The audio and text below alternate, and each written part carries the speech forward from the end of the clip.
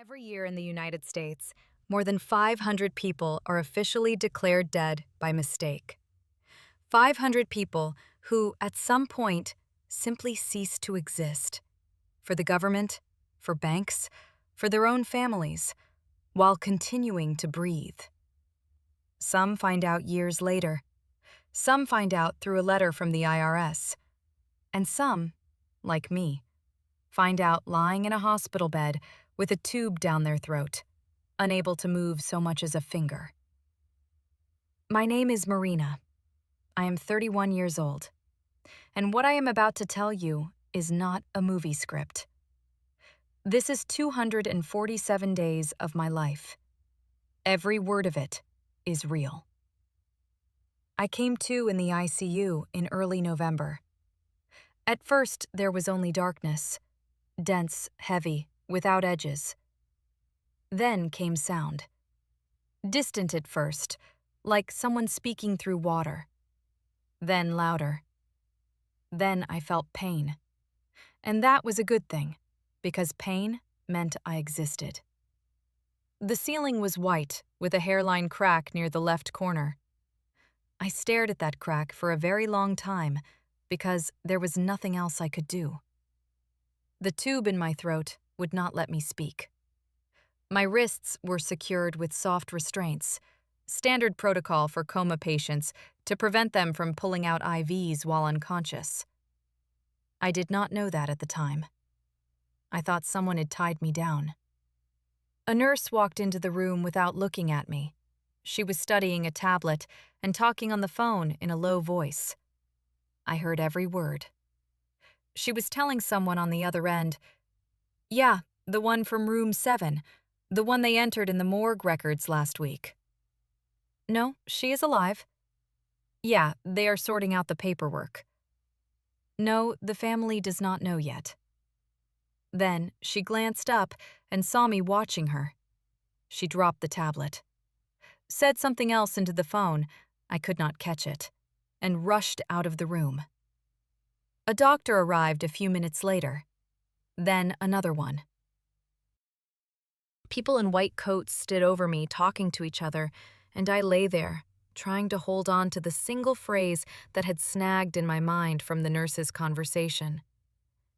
Morgue records. Entered her in the lists. They removed the tube the next day. The first thing I said, in a hoarse, unfamiliar voice I did not recognize, was, "Call my husband." The duty nurse, a young woman with exhausted eyes, looked at me with an expression I could not read right away. Later, I understood what it was. It was sympathy. Not the bright kind you feel when someone wakes from a coma, something heavier. Loaded. She said, "We will try," and left. Let me tell you who I was before I became the woman in room 7. I worked as a sales manager at a small company that distributed medical equipment across the Southeast, an irony I would appreciate much later. Andrew and I had been married for 7 years. We met in college, junior year, at a party I'd gone to as someone's +1, and he showed up 2 hours late because he got stuck in traffic on the interstate. He brought a bottle of cheap wine and apologized to the host so sincerely and so awkwardly that I laughed out loud. He turned toward the sound. That was all it took. 7 years. A 2-bedroom condo we were still paying off in a quiet suburb of Charlotte, North Carolina. A cat named Peanut, orange, bossy, with a habit of sleeping on Andrew's pillow. One vacation a year, usually somewhere affordable on the Florida coast, but once to New Orleans for our 5th anniversary.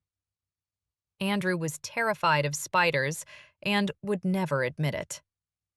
Andrew made extraordinary pancakes from his grandmother's recipe and always burned the first one as an offering to some pancake god only he believed in. Andrew was my whole world. Not because I was weak. It is just what happens when you live with someone for 7 years. They become the background of your existence, so constant you stop noticing them. Like the walls, like the air. I did not know that morning, staring at the white ceiling with its hairline crack, that my husband had been a widower for 22 days, that my belongings had been moved around our condo, that Peanut was now living at his mother's house, that on paper, I was dead. The nurse came back an hour later, sat down beside me, and began to explain, carefully, slowly, the way you explain something terrible to someone who cannot handle a sudden shock. When I was brought in, I had no ID on me. There was a purse, but it was not mine. I had been admitted under someone else's name. There had been a mix-up with the records, not with people, she clarified quickly, but with the paperwork. I had been entered into the hospital system under a different name. My real name, Marina Calloway, had been entered into the county death registry on the 8th day after the accident. A death certificate had been issued. A funeral had taken place. I listened and felt the words bouncing off me rather than going in, like she was speaking a language I knew but could not process in that moment. A funeral, a certificate, my name in a death registry. How long? I asked. How many days? She paused for a second. 22 days, she said. Today is the 23rd. I closed my eyes. Outside the hospital window, snow was falling. The first snow of that November, visible through the gap in the blinds. And I thought something strange. I wonder who they buried under my name. And where Andrew is right now. And whether he already knows. And why he is not here with me. I was going to get answers to all of those questions. And every single one was worse than the last.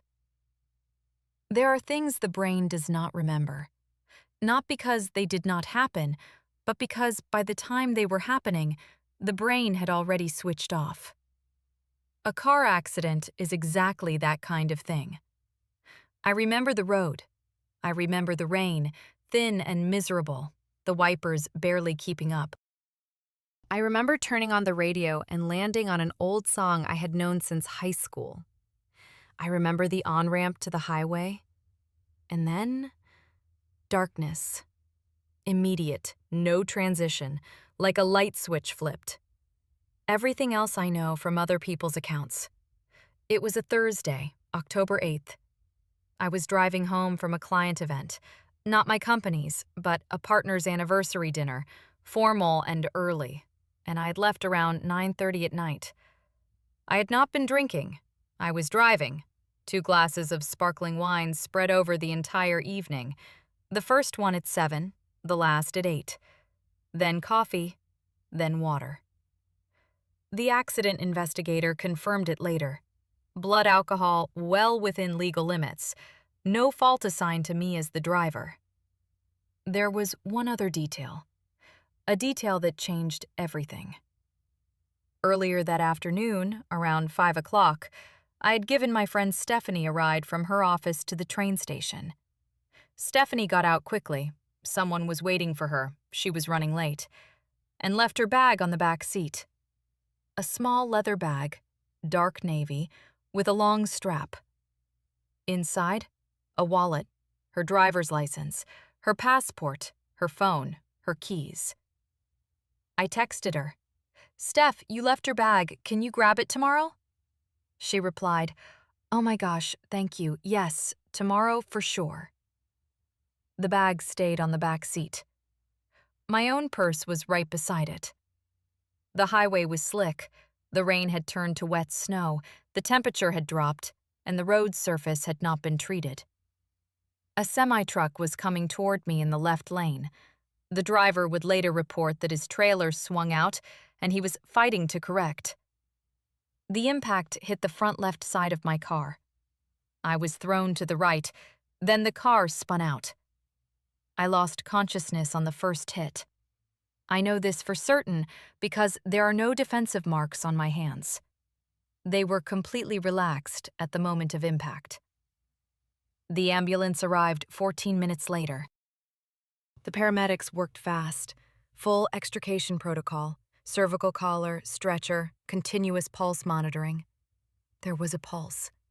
Weak and thready, but present. One of the EMTs would later tell the investigator, "We understood the condition was critical, but she was alive. We were certain of that." The problem came on the ground, next to the wrecked car. In the darkness, in the chaos, under flashing emergency lights, someone from the crew picked up a bag. It was lying near the open car door, apparently thrown clear by the impact. The bag was open. Contents had spilled onto the wet asphalt. They gathered everything up and put it back without looking closely, just clearing the area around the vehicle. It was Stephanie's bag, with Stephanie Morrison's driver's license. 32 years old, blood type B positive. My own purse was found later, wedged under the driver's seat.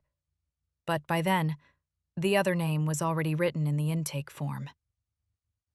At the hospital, I was admitted as Stephanie Ann Morrison.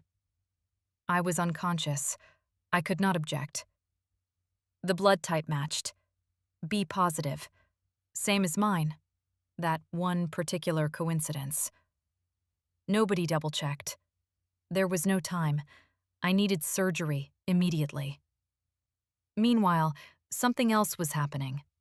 That same night, on the same stretch of highway, roughly a mile from the site of my accident, there was a second incident. An elderly woman, 68 years old, no identification on her, had been struck at a crosswalk. She died at the scene. With no ID, her identity was being established separately. In the confusion of a night shift, with two different ambulance calls overlapping and staff moving between them, something happened that should never have been possible. Documentation from my call, technically carrying Stephanie's identification, got attached to the wrong record. A system error, human exhaustion, and a crew managing 3 critical cases simultaneously. The unidentified woman was recorded as Marina Calloway. My documents, my name, approximately my age, and someone called Andrew. I have thought about that phone call many times since. I picture his phone ringing at 3 a.m, his voice thick with sleep. Someone telling him his wife was killed in a highway accident. Him driving to the county morgue, standing over a stranger's face and saying, "Yes, that is her." How he could have made that mistake, it is a question I have never been able to fully close. Was he not looking carefully enough? Or was he in such shock that his mind accepted what it was told before he could question it? Or did the elderly woman genuinely resemble me? I do not know. I was never given a straight answer. What I know is that he signed the identification paperwork and drove home, and my name went into the registry. Stephanie found out about her own supposed death a week later, by accident, from a mutual friend who called to offer condolences to Stephanie's mother. Stephanie's mother nearly fainted. Stephanie immediately tried to reach Andrew. He did not pick up for 3 days. Then he finally did. He listened, said he did not understand what she was telling him, said his wife was buried, said she did not need to call him anymore, and hung up.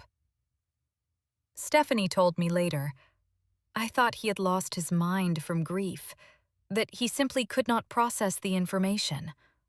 I understood him. I gave him time." Time. That turned out to be the single most crucial element in this entire story. Because while Stephanie was giving him time, while I was lying in a coma in room 7 under someone else's name, that time was being used in a very deliberate and very specific way. When a person comes out of a coma, The first days are not relief. They are disorientation. The brain wakes up slowly, like an old computer that has not been powered on in months. The essential functions load first, and everything else follows gradually. I was learning things about my own life piece by piece, the way you put together a puzzle in the dark by feeling for the edges. Nurse Olivia, the same young woman with the exhausted eyes, became my main source of information during those first days. Not because it was her assigned responsibility, she was simply one of those people who cannot walk past someone who needs something. She would bring me tea, sit beside me for 5 minutes between her rounds, and answer my questions, honestly, without padding them with false comfort. I had been in a coma for 33 days. That is not a record, and not particularly unusual. With moderate traumatic brain injury and complications, those timelines happen. 2 cracked ribs, a pulmonary contusion, a hematoma in the parietal region. The surgery on the first night lasted 4 hours, then intensive care, then waiting. My body was doing the healing work on its own. The doctors were just keeping it from giving up. Meanwhile, outside the hospital, a completely different life was unfolding. On the 9th day after the accident, a funeral for Marina Calloway was held. I learned this from Olivia. She had read it in my chart once the hospital finally sorted out the name mix-up and pulled the full history. The details came later from Katie, but I will get to her in a moment. While I was lying in a coma, somewhere across the city, they were burying me. Flower arrangements, a black hearse, a cemetery on the outskirts of Charlotte. Andrew stood at the graveside. His mother, Diane, held his arm. Coworkers came, mutual friends, Andrew's parents, his sister, who had driven in from Nashville. I have no parents of my own. My mother died when I was 23. My father was never in the picture. The only person present on my side was a distant cousin named Barbara, who lived outside the city and whom I saw every few years at the holidays. Andrew spoke at the service. Every impression of a man shattered, by every impression of a man shattered by grief. And maybe he was. I am truly not in a position to judge. I was not there. I was lying 7 miles from that cemetery with a tube in my throat, and I knew absolutely nothing. After the funeral came what I privately call the clearing of the wreckage. Diane, Andrew's mother, came to the condo to help her son get sorted out. Those were her words. Katie heard them directly. Getting sorted out meant the following. She collected all of my jewelry, not a great deal, but there was a ring from my mother and a pair of earrings Andrew had given me for our 5th anniversary, packed them into a bag, and took them home for safekeeping. She went through my closet and donated a large portion of my clothes to Goodwill. She took Peanut to her own house, because Andrew cannot be dealing with a cat right now. She rearranged the furniture in the bedroom. She took down several of my photographs from the walls. All of this within the first 2 weeks. The insurance company transferred $85,000 to Andrew's account. We had a life insurance policy. We had taken it out together 3 years earlier when we refinanced the mortgage, practically required by the lender. The payout processed quickly. The documentation was in order, the death was confirmed, the beneficiary was designated. $85,000 landed in Andrew's account on the 21st day after my funeral. On the 26th day after the funeral, I remember that specific number because I later saw the date stamp on a photograph. Andrew was at the beach. But I will get to that. Stephanie, meanwhile, did not give up. When she could not reach Andrew by phone, she drove to our building herself, buzzed the intercom. The door was answered by a woman she did not recognize. Petite, dark hair, casual home clothes, Clearly not a visitor. Clearly someone who lived there. Stephanie asked, "Excuse me, is Andrew home?" The woman said, "He is at work. Can I ask what this is about?" Stephanie faltered, explained that she was Marina's friend. The woman paused a beat and said, "Marina passed away. You did not know?" Stephanie knew. She knew that she herself had supposedly died, according to the paperwork, and she knew that Marina had supposedly died too. But seeing that woman standing in our condo in house slippers from the entryway rack, that was the moment Stephanie became genuinely frightened. She did not try to explain, said goodbye and left. Then she texted Katie. And Katie started moving. I will talk about Katie separately. She deserves her own section. I will say only this: she was the one who found me. She went from hospital to hospital across Charlotte, describing me as a missing friend, asking if they had any unidentified female patients. At the third hospital, they told her, "We do have a woman here with no established identity, but we cannot allow access without a formal request." Katie filed the request, waited 4 days while it was being processed. Then she came, and she saw me, alive, bruised from temple to jaw, an IV in my wrist, but alive. She walked into the room and stood in the doorway. I looked at her.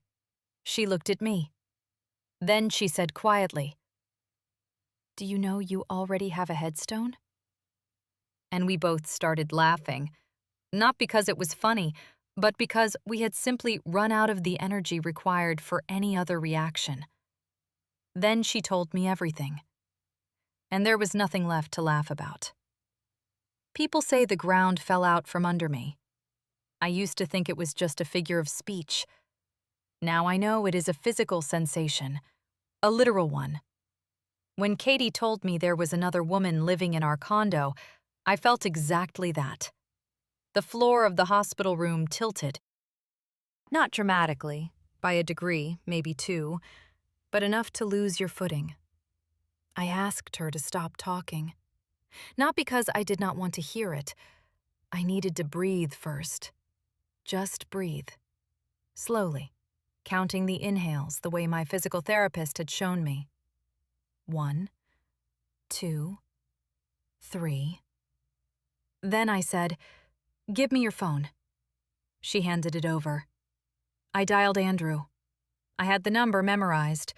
We had picked it together when he switched carriers, a number with a repeating pattern that he had been quietly pleased with ever since. It rang. Once. Twice. 5 times. 8. Voicemail. I tried again. More ringing. Voicemail again. Katie sat across from me and said nothing. She knew what I was feeling. She had felt it herself, standing at the building intercom, watching a stranger answer in house slippers. I called a 3rd time. On the 4th ring, he picked up. "Hello?" he said. A normal voice. Slightly guarded, the way you sound when an unknown number calls during the workday, but normal. No grief, no tears. Just the voice of a man who had received a call from a number he did not recognize. "Andrew," I said. A pause. Long enough that I thought the call had dropped. "Who is this?" he said finally. Quiet. Almost a whisper. "It is Marina," I said. "Your wife. I am alive. I am in the hospital. There was an accident, a mix-up with the paperwork. I was in a coma for 33 days. But I am alive. Do you hear me?" Silence. Then a sound. Not a word, just a sound. Like he had exhaled or swallowed or both at once. "That is not possible," he said. "I know it sounds impossible," I said, "but it is me. Ask me anything. I will answer anything that only your wife would know." Silence. Andrew, you have a birthmark shaped like a comma on your left shoulder blade. You are terrified of spiders, and you never admit it to anyone. In New Orleans, on our anniversary, you lost the hotel key the very first night, and we stood at the front desk for 30 minutes. Your grandmother's pancake recipe. 2 eggs, 1 cup of buttermilk, a pinch of salt, and you always let the batter rest for 20 minutes before you cook it. You used to call me Rena when you thought I was asleep. Andrew, it is me. A long pause. I could hear his breathing. Uneven, shallow. That is not funny, he said at last. I do not know who you are or what you want, but this is not funny. My wife is dead. She is buried. Do not call this number again. He hung up. I sat holding the phone and staring at the screen. Katie said nothing. She is a good friend that way. She always knows when silence is the right answer. 40 minutes later, he called back himself. His voice was different now. Quiet. Careful. Like someone fighting to hold themselves together and not quite succeeding. He said, "If you are really who you claim to be, tell me my mother's maiden name." "Hargrove," I said. "Diane Ann Hargrove. Married name, Calloway. Born in Raleigh, moved to Charlotte in '89. The two of you do not get along particularly well, and you have never admitted that to a single person." Silence. A long one. Then, "I will come." And he hung up. I handed the phone back to Katie, lay back against the pillow, and closed my eyes. There was a strange feeling in my chest. Not relief, not exactly. Something more like standing at the edge of something and not being able to see what is below. He said he would come. That was good. That was right. That was what a husband was supposed to say.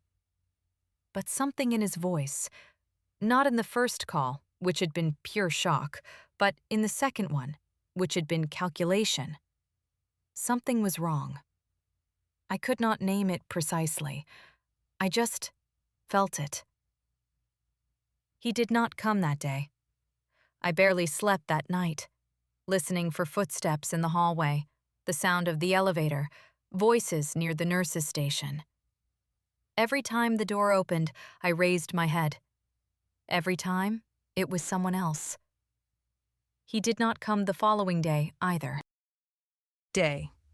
Katie said, "Fine, we will be here." Day. Katie said, "Fine, we will be here." And her voice carried enough frost that I felt a draft even through the phone. On the third day, in the evening, almost 8 o'clock, when I had nearly stopped expecting him, a silhouette appeared in the doorway. Male. Tall. Dark jacket. Andrew. I looked at him. He looked at me.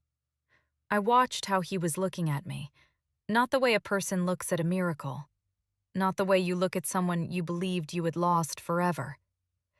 He was looking at me the way someone looks at a very complicated problem and tries to determine which end to approach it from. That was the second sign. The first had been his voice on the phone. The second was this look.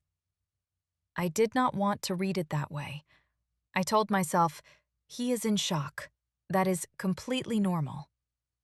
Came into the room. Set a plastic bag on the nightstand. There was juice and some crackers inside. I checked later. And only then did I notice what I had missed at first, because I had been looking at him, not past him. In the hallway, against the wall, stood a woman. She had not come in. She was just there, waiting. Dark hair, neat, quiet, holding a phone in both hands and looking at the screen. Andrew followed my gaze. He cleared his throat and said, "We need to talk." There are phrases people reach for when they want to prepare you for something bad. "We need to talk" is one of them. I had heard it from a doctor before a surgery. I had heard it from my mother a year before she died. And now I was hearing it from my husband, who had come to visit his resurrected wife and brought a stranger along with him. Katie stood up her jacket, and walked out. But I knew she had not gone far. She positioned herself in the hallway, right next to that woman.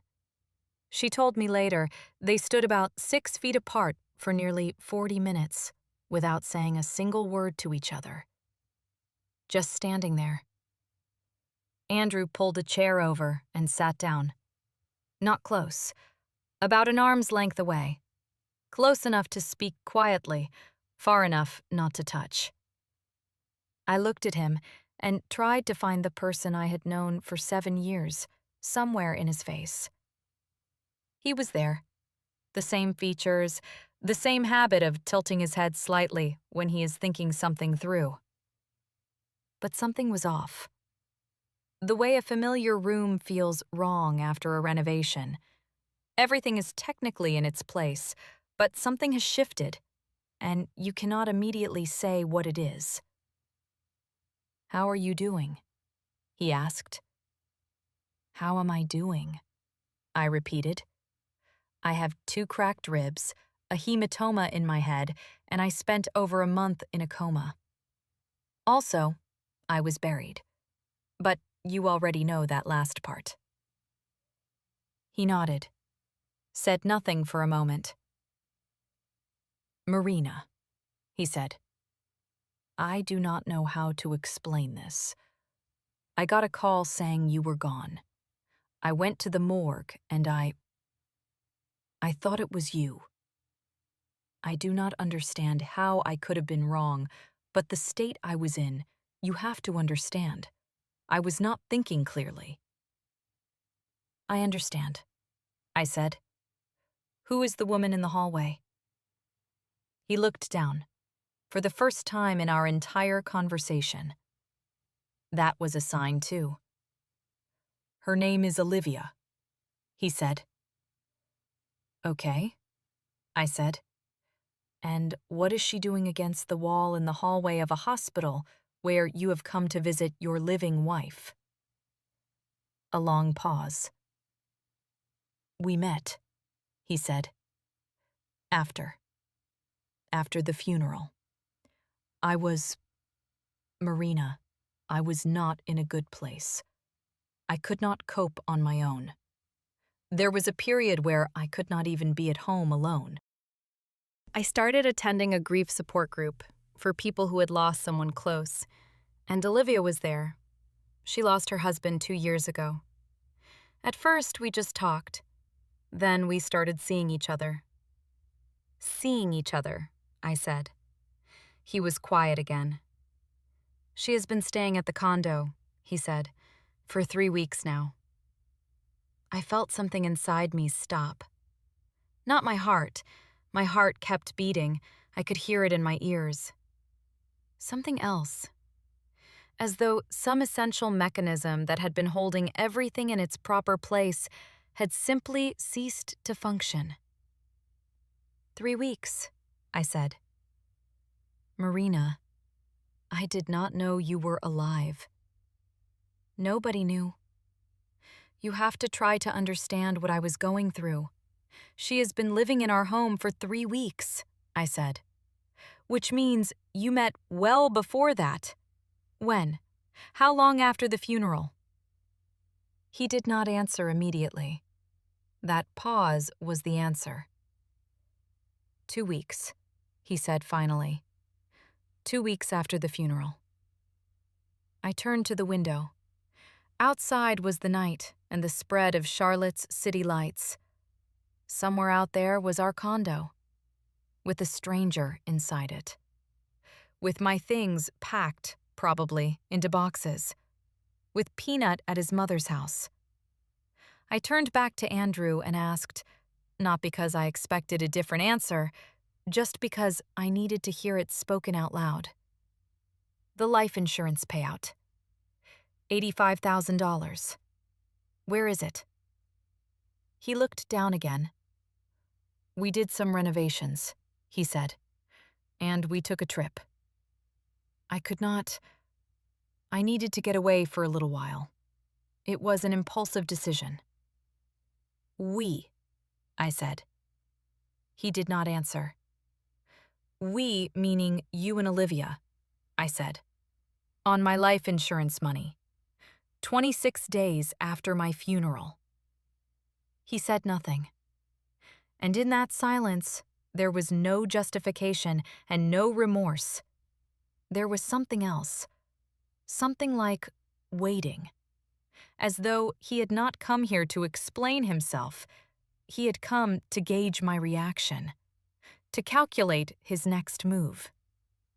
Then he said, Marina, I know this sounds terrible, but you have to understand. Legally, you were dead. I was doing what I thought was right. I had absolutely no way of knowing. I looked at his hands.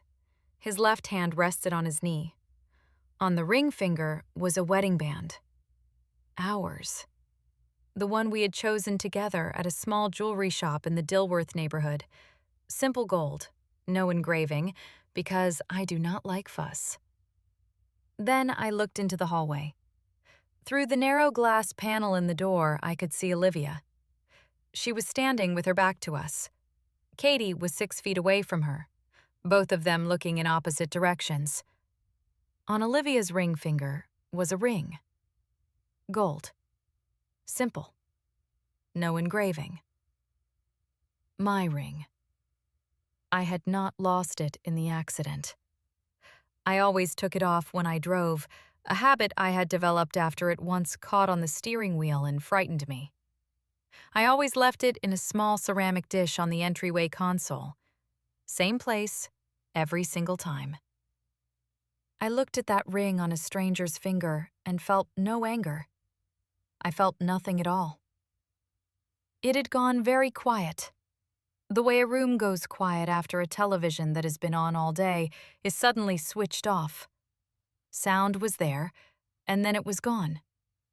And in that silence, everything becomes sharply, almost uncomfortably clear. I turned to Andrew. Get out, I said.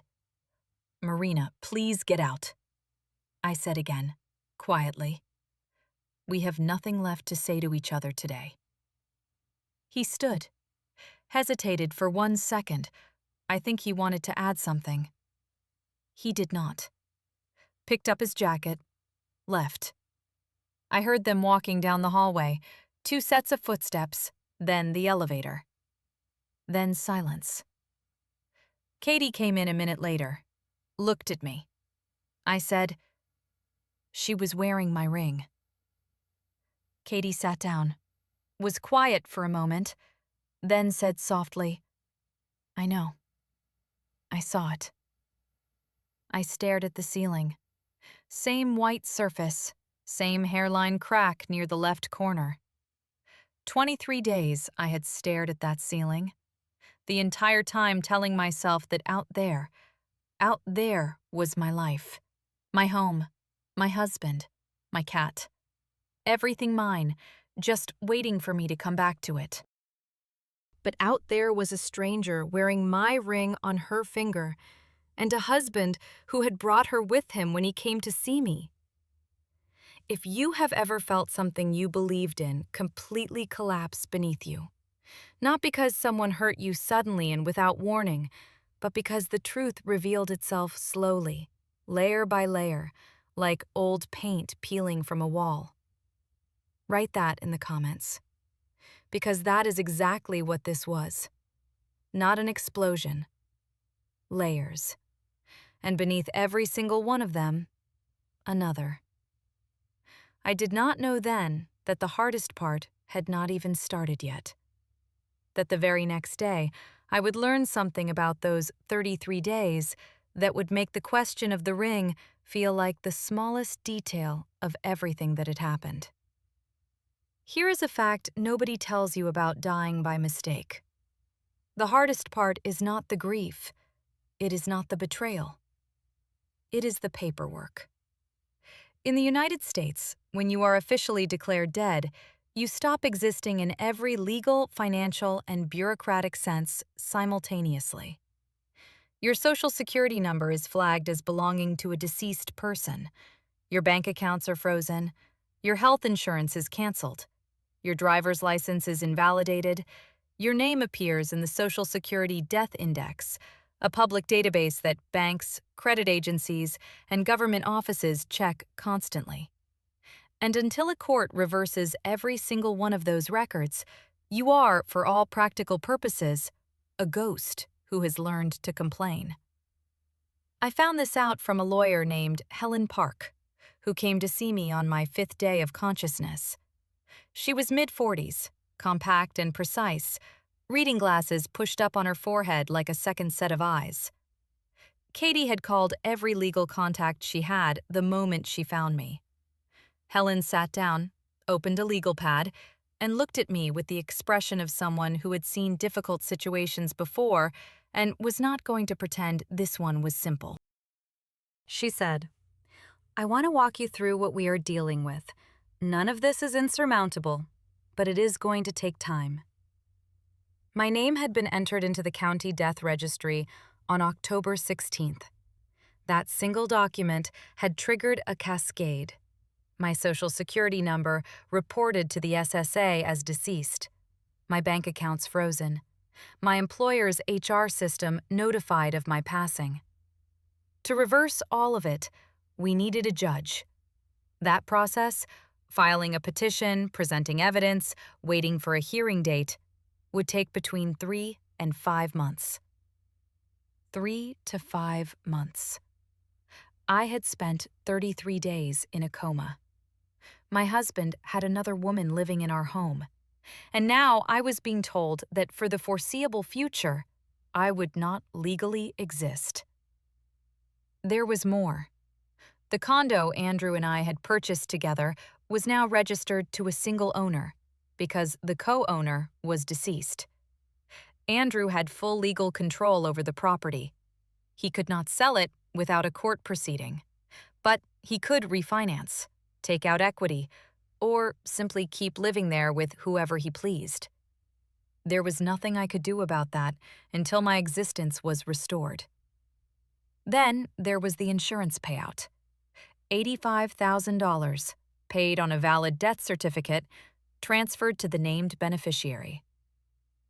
Helen used the word legally. She said it the way you say a word you do not entirely agree with, but cannot currently argue against. Before she left, I asked one question. I asked, "Can my husband access the joint savings account right now?" She said, "The account is frozen. He cannot access it without a court order." She paused. But he withdrew $11,000 from it 3 days before the freeze was placed. That was within the standard processing window. That withdrawal is legal. 3 days after my accident, I said, before I was even declared dead. Helen nodded once and wrote on her pad, $11,000, withdrawn within 72 hours of a call from the county morgue. Not months later. 3 days after, I said, document everything with a timestamp, everything from today forward. She said, that is exactly what I am already doing. There are people who are very good at performing kindness while delivering something that is not kind at all. Andrew's mother, Diane, was one of those people. I had known this for years, seen it at family dinners, and the way she phrased criticisms as concerns and wrapped her preferences in the language of what is best for everyone. I had always told myself it was harmless. That is what you tell yourself when you want to keep the peace. She arrived at the hospital on a Wednesday afternoon, 11 days after I woke up. Grocery store carnations, yellow, set on the windowsill without water. She sat in the chair Andrew had used and folded her hands with the composure of a woman attending a meeting she had already decided the outcome of. The first 10 minutes were pleasantries. Then she shifted her shoulders, the way a person does when they are about to say the real reason they came. "Marina," she said, "Andrew went through something no person should have to go through. Losing a spouse changes you. During those weeks when he believed you were gone, he found a way to begin rebuilding. I think you can understand that, even if it hurts." I said, "I understand grief.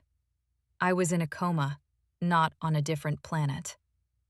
She said, "What Olivia has given Andrew, stability, companionship, a reason to get up in the morning, that is real. That matters." I said, "How long did you know about Olivia before you came to see me?" She did not answer immediately. That told me everything. I said, "Did Andrew know I was alive before he first came to the hospital?" A recalibration crossed her face. I said, "He found out on a Tuesday. He came on a Friday. 3 days. I would like to know what he was doing during those 3 days, and I think you know." She said, "He was in shock. He needed time to process." I said, "I am a little short on patience for careful phrasing right now. I spent 33 days in a coma, and the first real conversation I had with my husband ended with me watching another woman wear my wedding ring in the hallway outside my room."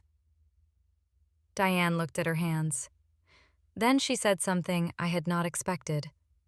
She said, "I told him to come sooner. Whatever else, I told him he needed to go to you that first day. He chose not to." It was a crumb of honesty in an otherwise managed conversation. But I filed it away, because in the months ahead, I would need every piece of truth I had been given. She left 20 minutes later. At the door, she said, "I do hope things work out for you, Marina. I truly do." I believed she meant it. I also knew that what she hoped would work out for me was not the same as what I was hoping for myself. And the difference between those two things was going to matter a great deal. The carnations were already drooping. I watched them and turned one sentence over in my mind. He chose not to come. Not he was not ready. He chose not to. That choice had a shape, a timeline, and in the months ahead, it was going to have a legal name. I have been mentioning Katie since the beginning and promising to tell you about her properly. This is that moment. Katie Reeves and I had been friends for 9 years. We met at a work conference in Atlanta. Neither of us wanted to be there. We were both hiding near the coffee station pretending to check our phones, and we made eye contact and started laughing at the exact same instant without saying a word. We got dinner and talked for 4 hours. 2 days later, when I got home, there was a text. "Just making sure you got back." That was Katie. She always checked. She was 33, single by choice, a project manager with the kind of energy that disaster responds to well. Calm on the surface, completely relentless underneath. When you needed something done, you called Katie. When she could not reach me after the accident, she waited 24 hours, then called Andrew. Andrew told her I had been killed on I-85. She said she sat on her kitchen floor for an hour. Then she stood up, called the funeral home, confirmed the name and circumstances, and attended the service. She stood in the back and cried in the specific way you cry when you are also, somewhere beneath the grief, not entirely sure something is right. The face in the open casket did not look right to her. But grief is disorienting, and she told herself she was imagining things. Then Stephanie called and explained everything in one long, breathless paragraph. The bags, the name mix-up, the woman who had answered the door at our condo. Katie listened without interrupting. Then she said, "Give me 48 hours." She drove to 3 hospitals in Charlotte, asking at each intake desk about unidentified female patients from early October. At the 3rd hospital, a clerk said there was someone matching the description, but access required a formal request.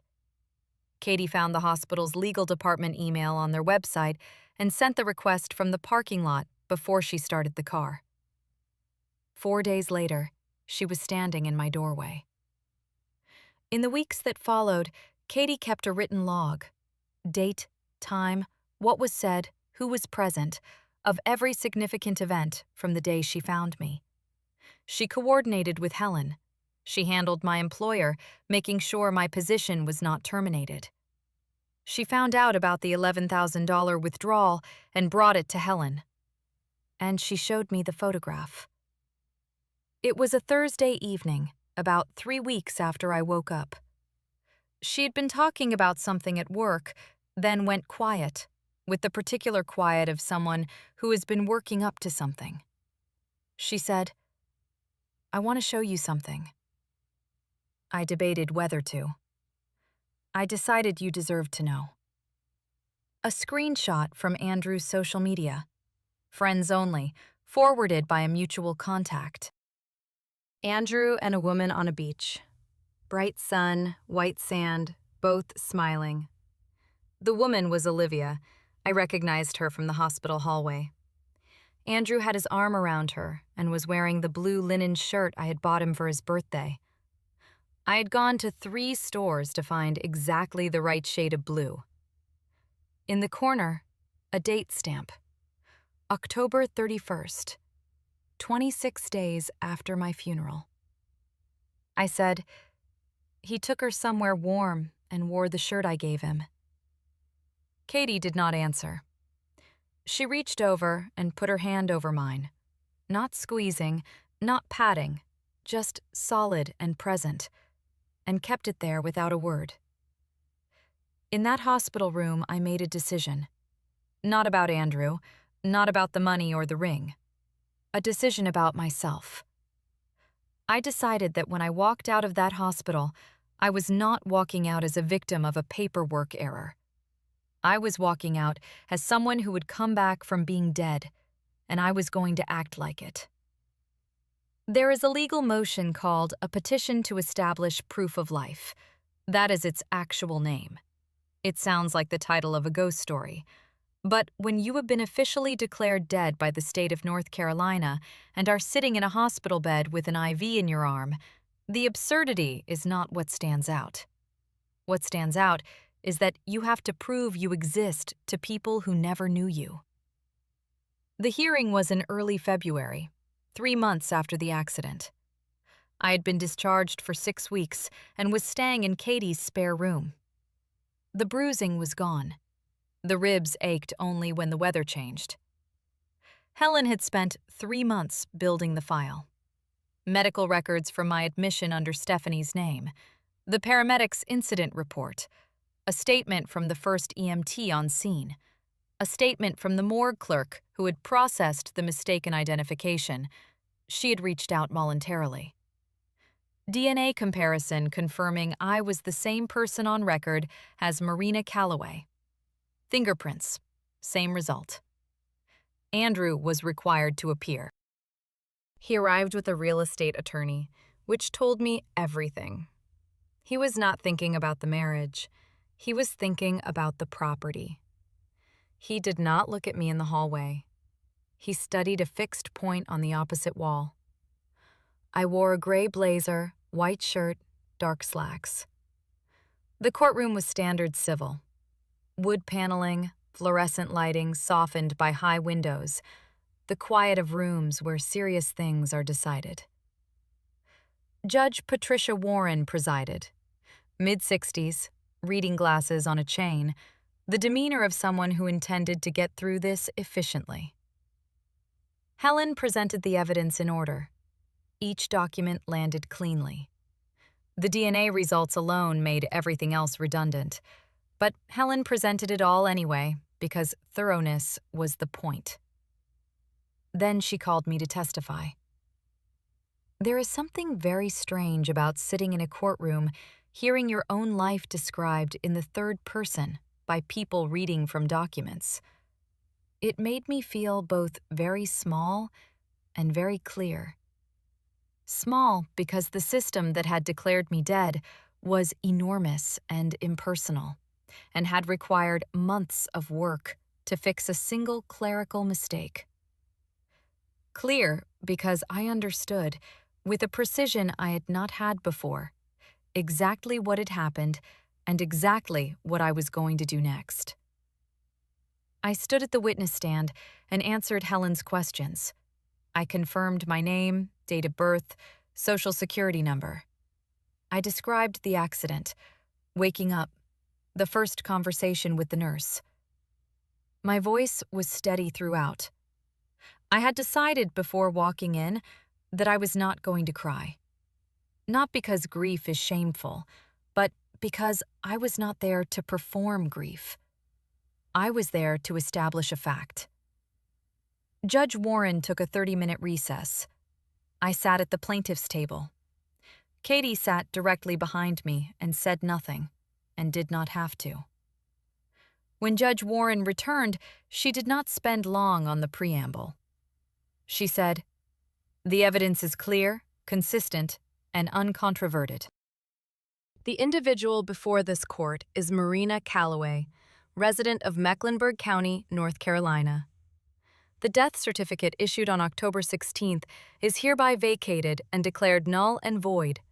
All frozen accounts are ordered released immediately. All estate proceedings in this matter are hereby closed. She looked up from the papers. She said, "I hope you are feeling better, Ms. Calloway. Court is adjourned." The gavel came down.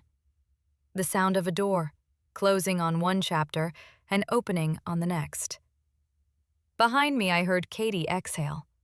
Long and slow, the breath you hold for months finally let go. Andrew was already moving toward the exit without looking back. Helen had a second filing ready. Divorce proceedings. She submitted it before the end of that business day. I was alive. Now, it was time to act like it. I am writing this from an apartment on the east side of Charlotte. 1 bedroom, 3rd floor, large east-facing windows that fill the room with light from 7 in the morning until noon. The first morning I moved in, I stood at those windows with a cup of coffee and watched the light move across the floor. I had lived for 7 years in a condo with one small window that faced a brick wall. I had not realized until I moved out how much I had adapted to the dark. The divorce was finalized in September, 11 months after the accident. Helen was thorough. The $85,000 payout was treated as marital property. I received $41,000 back. The condo was ordered sold, and my share of the equity came to just over $28,000. The $11,000 withdrawal was addressed separately.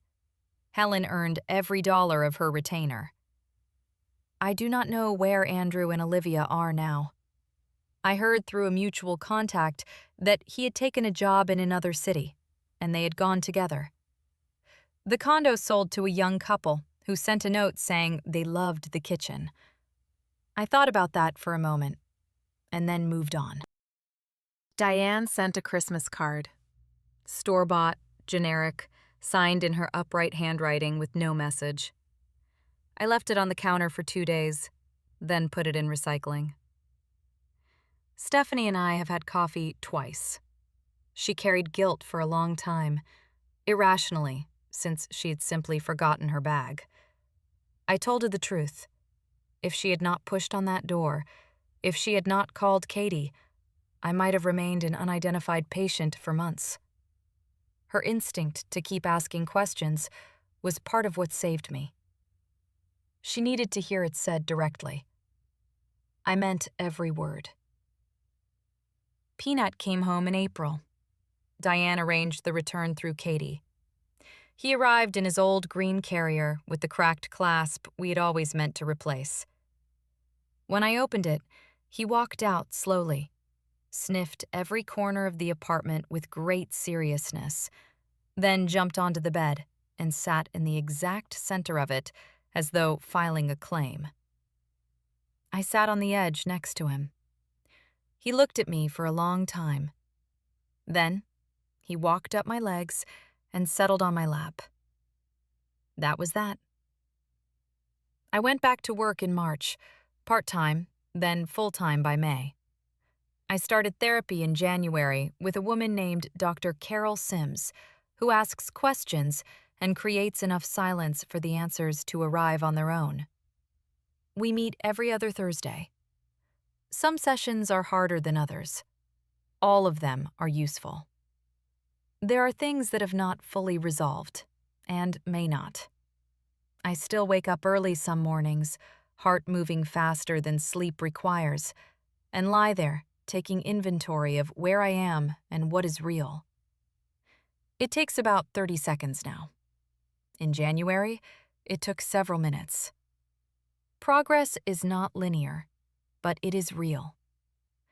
I think about those 33 days, the way you think about an event you did not experience, but that changed everything anyway. I was not present for my own funeral. I was not there when Diane arrived and began reorganizing the evidence of my existence. I was somewhere else, with no knowledge and no agency, while the life I had built was being quietly disassembled. Then I woke up, and the life was gone. And I had to choose. Spend my energy trying to recover something that no longer existed, or build something new from the available materials. I chose the second. I want to be honest that it was a choice, not an inevitability. There were days when the first seemed simpler, days when the grief of losing 7 years sat so heavily that walking 45 minutes felt like a serious act of will. I did it anyway. Most days. Not every day, but most. Here is what I would tell you if your life has been rearranged without your consent. By a mistake, by a betrayal, by someone else's choices landing on you the way a truck hits a car on a dark highway at night. You are allowed to be angry. You are allowed to grieve. You are allowed to sit on the kitchen floor for an hour. But at some point, you have to stand back up. Not because the people who hurt you deserve your resilience. They do not. You stand up because you do. Because the morning light through east-facing windows is real, and the cat on your lap is real. And you, breathing, present, legally established by a judge in Mecklenburg County, North Carolina, you are real. I was declared dead by mistake. My husband had already found someone else, and then I came back. Not to the life I had before. That life is gone, and I have stopped wanting it back. But back, present, here. My name is Marina Calloway. I know exactly who I am.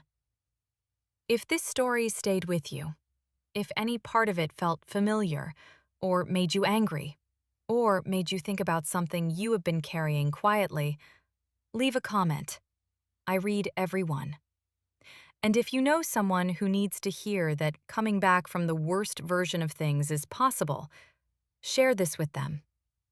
Not because it fixes anything, because sometimes you just need to know that someone else got up off the floor.